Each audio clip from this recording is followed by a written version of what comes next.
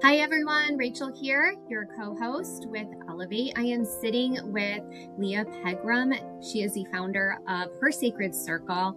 Leah, thank you for being on here today. Just for a few minutes, I wanted to ask you, for those that are not familiar with you, share a little bit about your role that you play in our community. Absolutely. So I am a community builder, a connector, and a circle facilitator. So I facilitate primarily women's events, wellness and sisterhood experiences, but also community experiences that are open to everyone. And friends, she's going to be on later in the year on Elevate, so you're going to hear all the details about that. Leah, what is something that you do, any habits that you have that help you stay grounded in an otherwise very busy life that we live in community? Absolutely. So with my personal wellness, when I start the day, I have this practice of trying to go outside and just step on, the front yard, the backyard, like with my bare feet before I even get into the making of the coffee or any of those typical morning routines, right? So it's that connection to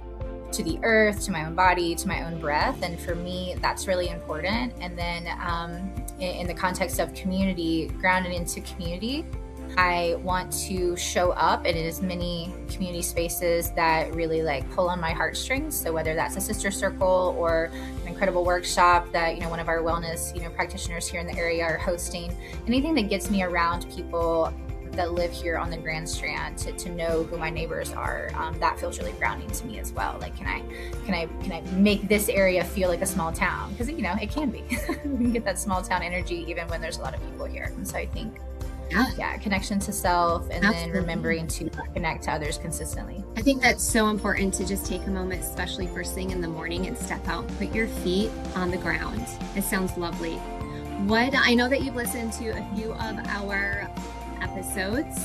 So how has it been different hearing wellness conversations from our people right here in our backyard that actually live and work here? I'm so inspired by what you all are doing, because we are surrounded by so many incredible people that have such wisdom to share. And so what I've found from listening to your episodes is I feel empowered at the end of the conversations, not just, I learned so much, but wow, I feel empowered. I can go connect with this person, or I can go to that workshop. I can really weave that person's expertise into my actual life here locally.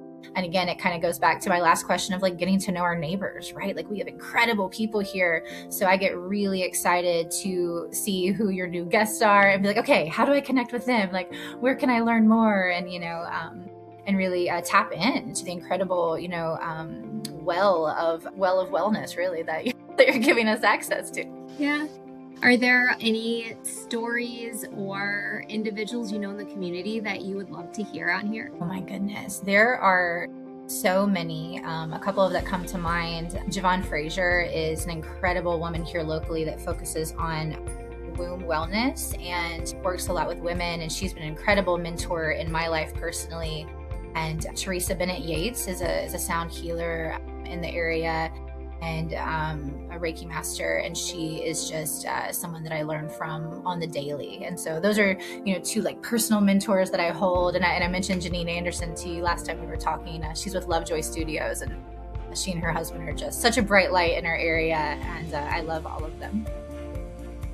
You really are a community connector, and I cannot wait for our listeners to hear more about what you offer coming this fall and winter. So thanks, Leah, for your time. Thank you for having me.